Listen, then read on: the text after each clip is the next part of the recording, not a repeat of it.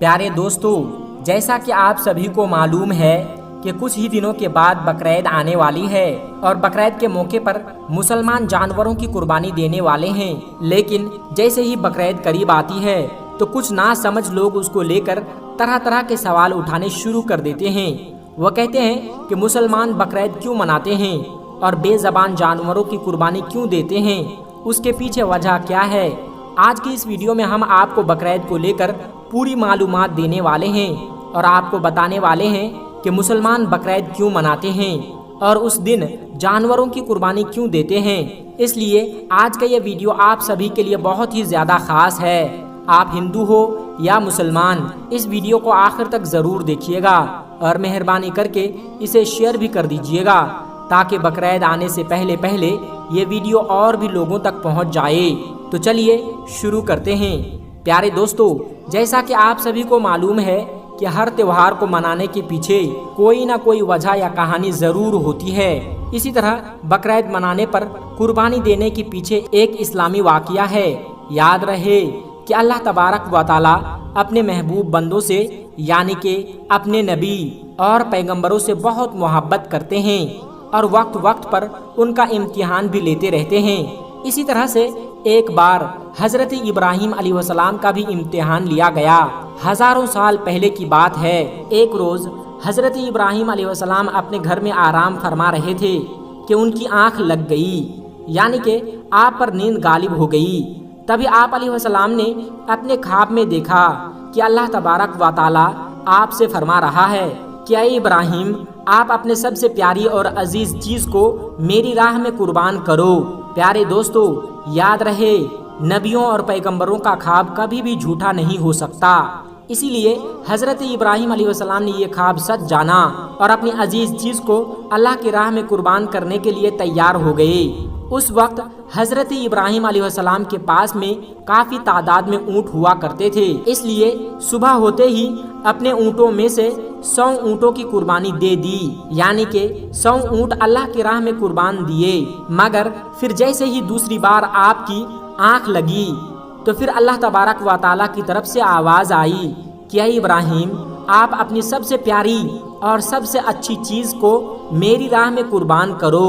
تو پھر دوسرے دن حضرت ابراہیم علیہ السلام نے 200 اونٹوں کی قربانی دے دی، یعنی 200 اونٹ اللہ کی راہ میں قربان کر دیے۔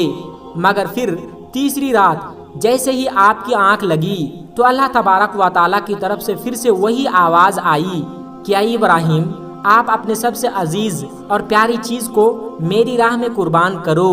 یہ سن کر آپ علیہ السلام سوچنے لگے کہ میرے لیے سب سے پیاری اور سب سے عزیز چیز تو میرا بیٹا اسماعیل ہے۔ آپ سوچنے لگے کہ اللہ تعالیٰ کہیں یہ تو نہیں دیکھنا چاہ رہا ہے کہ میں سب سے زیادہ پیار اپنے فرزند یعنی کہ اپنے بیٹے اسماعیل کو کرتا ہوں یا خالق حقیقی سے کرتا ہوں۔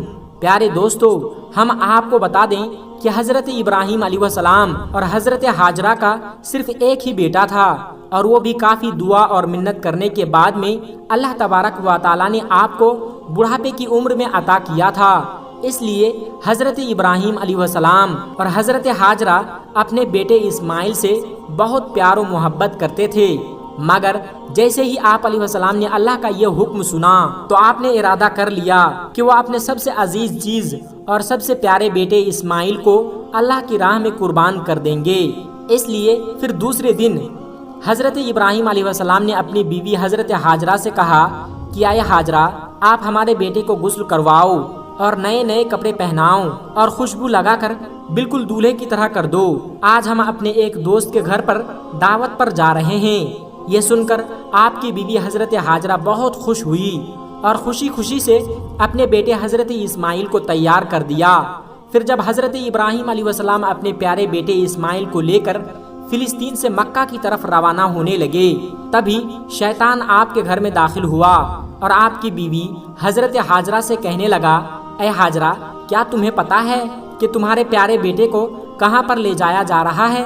تمہارے بیٹے کو تمہارا شوہر کسی دوست کے گھر پر دعوت پر نہیں لے جا رہے ہیں، بلکہ تمہارے پیارے بیٹے اسماعیل کو قربانی کرنے کے لیے لے جایا جا رہا ہے، یعنی کہ مارنے کے لیے لے جایا جا رہا ہے۔ یہ سن کر حضرت ہاجرہ نے کہا، میں اپنے ابراہیم کو اچھی طرح سے جانتی ہوں، بھلا ایک باپ اپنے بیٹے کو کیوں مارے گا؟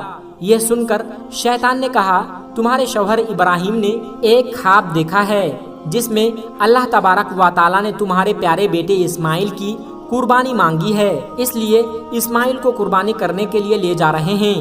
تو یہ سن کر آپ کی بیوی حضرت ہاجرہ فخر سے کہنے لگی اے شیطان تم پر لعنت ہو، اگر میرا بیٹا اللہ کی راہ میں قربان ہونے کے لیے جا رہا ہے تو میرے لیے اس سے خوشی کی کیا بات ہوگی؟ یہ تو میرا ایک بیٹا ہے، اگر میرے پاس ہزاروں اسماعیل بھی ہوتے تو بھی میں خوشی خوشی ان کو اللہ کی راہ میں قربان ہونے کے لیے بھیج دیتی۔ جب شیطان نے دیکھا کہ یہاں کام بننے والا نہیں ہے تو پھر حضرت اسماعیل کے پاس گیا اور کہنے لگا اے اسماعیل کیا تمہیں پتا ہے کہ تمہارے بابا تمہیں کہاں لے جا رہے ہیں؟ وہ تمہیں کسی دعوت پر نہیں لے جا رہے ہیں بلکہ تمہیں مارنے کے لیے لے جا رہے ہیں، وہ تمہیں اللہ کی راہ میں قربان کرنے کے لیے لے جا رہے ہیں۔ تو یہ سن کر حضرت اسماعیل علیہ السلام نے فرمایا کہ اگر میں اللہ کی راہ میں قربان ہو جاؤں تو میرے سے بڑا خوش نصیب کون ہوگا؟ یہ سن کر شیطان بہت مایوس ہوا، اس لیے وہ پھر حضرت ابراہیم علیہ السلام کے پاس پہنچا اور کہنے لگا اے ابراہیم اپنے پیارے بیٹے کو قربان کرنے کے لیے کیوں لے جا رہے ہو؟ تمہیں پتا بھی ہے کہ تمہاری یہ قربانی اللہ کی بارگاہ میں قبول ہوگی بھی یا نہیں؟ اور دوسری بات، جب تم اپنے اس بیٹے کو قربان کر دو گے تو پھر بڑھاپے میں تمہاری خدمت کون کرے گا؟ بڑھاپے میں تمہاری دیکھ بھال کون کرے گا؟ یہ سن کر پھر حضرت ابراہیم علیہ السلام نے کچھ پتھر اٹھائے اور شیطان کو لعنتی کہہ کر مارنے لگے۔ یہ دیکھ کر شیطان وہاں سے بھاگنے لگا۔ دوستو کہا جاتا ہے کہ تبھی سے مکہ میں حج کے دوران شیطان کو پتھر مارا جانا شروع ہوا، اسی وجہ سے حج کے دوران شیطان کو پتھر مارا جاتا ہے۔ پھر حضرت ابراہیم علیہ السلام اپنے بیٹے کو ساتھ لے کر وہاں سے چل دیے اور آگے بڑھنے لگے۔